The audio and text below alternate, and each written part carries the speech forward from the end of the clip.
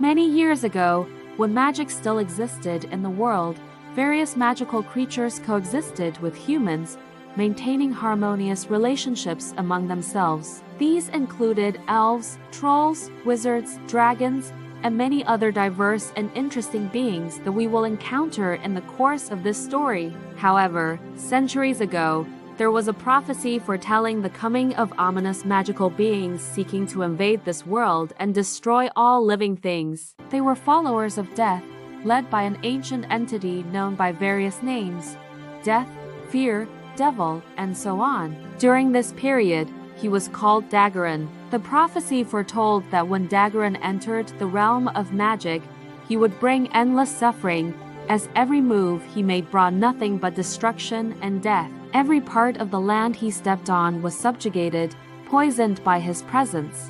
Faced with this threat, only 5 chosen ones, gifted with supernatural powers of the elemental forces fire, water, earth, air, and lightning could confront Daggeron and his army. The great battle between good and evil began when darkness first attempted to invade the magical world to seize it. Opening a corridor, Daggeron entered fully, poisoning a vast territory and the beings within it, attempting to move towards the realm of humans. During that time, a shard of lightning chose David, the king of humans, to stand against this threat. Confronting the desolate ruins, David realized that if Daggeron continued advancing toward the human kingdom, saving it would be impossible. Gathering all his strength into a powerful lightning strike, David struck Daggeron, slowing his steps. Rising into the air, he moved forward and with both hands pushed the giant monster, carrying it through the corridor.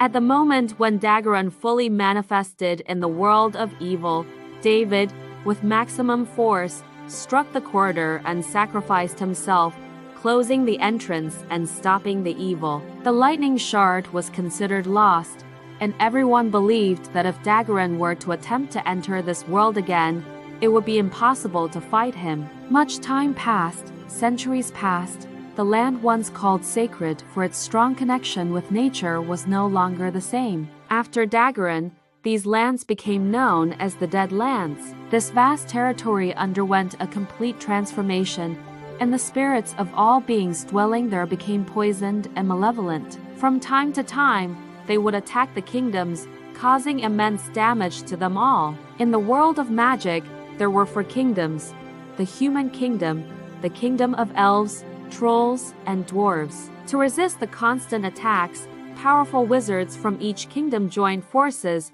creating a mighty magical dome over the Dead Lands. This allowed them to protect their kingdoms from the assaults of malevolent creatures. Time passed, and the memory of the existence of evil faded from people's minds. Many no longer remembered what had happened and confidently believed that they had triumphed, and Daggeron would never return again. All these events seemed like a distant shadow in the past, as if the nightmare of the past was just a dream that dispersed with the arrival of a new day. In an era when the descendants of David ruled the human kingdom, King Raphael sat on the throne, and his spouse, Queen Lasma, shared power with him. In their family, there were 2 sons, the elder, Rusa, and the younger, Hayk. King Raphael was renowned for his strength, justice, and kindness, while Queen Lasma was known for her beauty, intelligence, modesty, and devotion to the family. They instilled important life values in their sons, aiming to make them worthy of their ancestors and loyal to their kingdom. They wanted them to appreciate true and essential life values, always stand by each other, supporting one another in challenging moments. It was a family where love, trust, and mutual support were cherished, and these values became the foundation for the prosperity of the kingdom.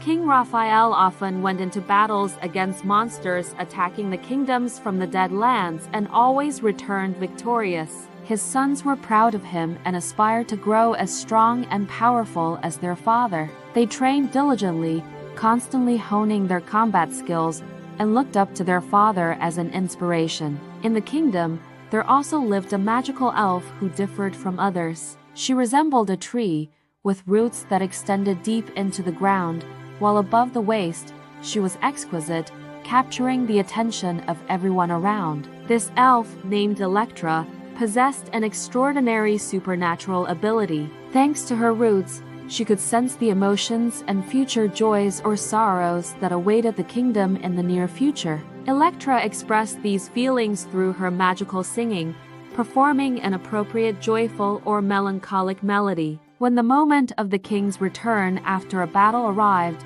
Electra would start singing a cheerful song, filling the air with joy. This served as a clear signal for the kingdom's residents.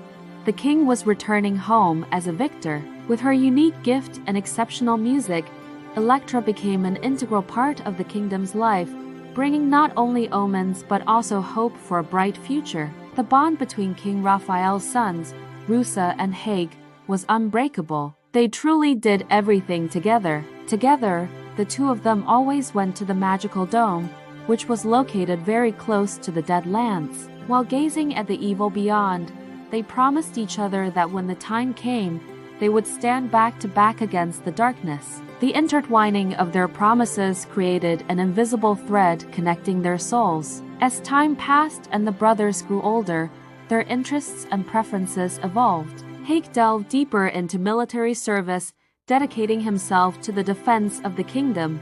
Meanwhile, Rusa, already experienced in matters of warfare, turned his gaze toward politics, recognizing his responsibility as the elder son.